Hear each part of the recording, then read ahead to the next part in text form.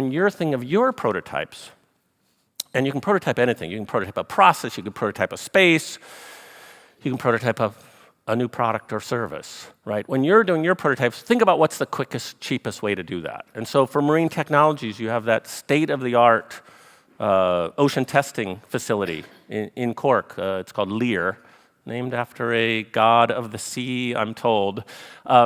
In which, because the ocean can be unforgiving, right? And so you don't want to do your first test. If you've got a new idea, you don't want to test it in the open ocean. You need a safe place you can do a quicker, cheaper test. And so the purpose of that facility is to take the risk out, is to reduce the cost of testing new ideas related to marine technology. Experimentation.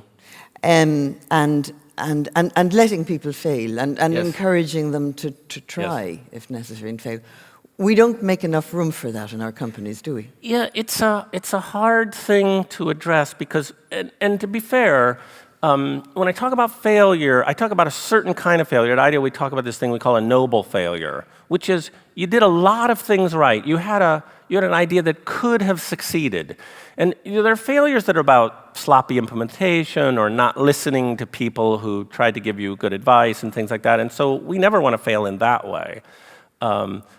Yes, the nature of creating anything new in the world, and especially, the marine environment is so complex, right? It's going to take some failure. It's that Olympic skier. They have to be prepared to fall down thousands of times. James Dyson did pretty well with that whole cyclonic vacuum thing on the 5,129th time. And so, yeah, I think that's something we can all work on. As I said, this is something that Silicon Valley seems quite adept at. So my daughter works for startups. She's just finished working for her third failed startup. And I knew her first one was going to fail.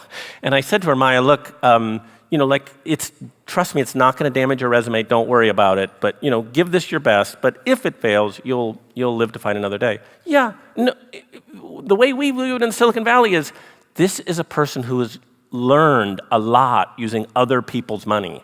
That makes them more attractive, not less attractive to me as an employer. That they've used other people's money? Well, no, that they've failed. Because it gets back to this failure equals learning. Yeah. Right? In this failure mode, another interview for the book is this young Indian guy who came to Stanford University to study and eventually formed a very, very, very successful startup. But before his studies started, he had a summer job helping a venture capitalist, what we call angel investor, right, investing their own money. And his job was to screen all the possible portfolio companies that wanted money and make this spreadsheet and make notes so that he could review them all, very efficiently with his angel investor. And he's going down this list. It's got like 30 companies on it. And he gets to this one and he says, and he, by the way, an engineer, computer scientist coming from India, he actually thought that the stuff about failure in Silicon Valley was, he said, marketing-oriented, by which I understood him to mean bull, right? He really, really didn't believe it, but he's going through this list, and he gets to this one, he says, oh, this guy's had a failed startup already, and the investor says, I want to meet with them.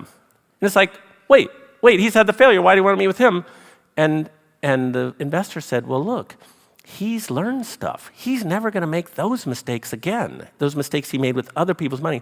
I want to meet with him.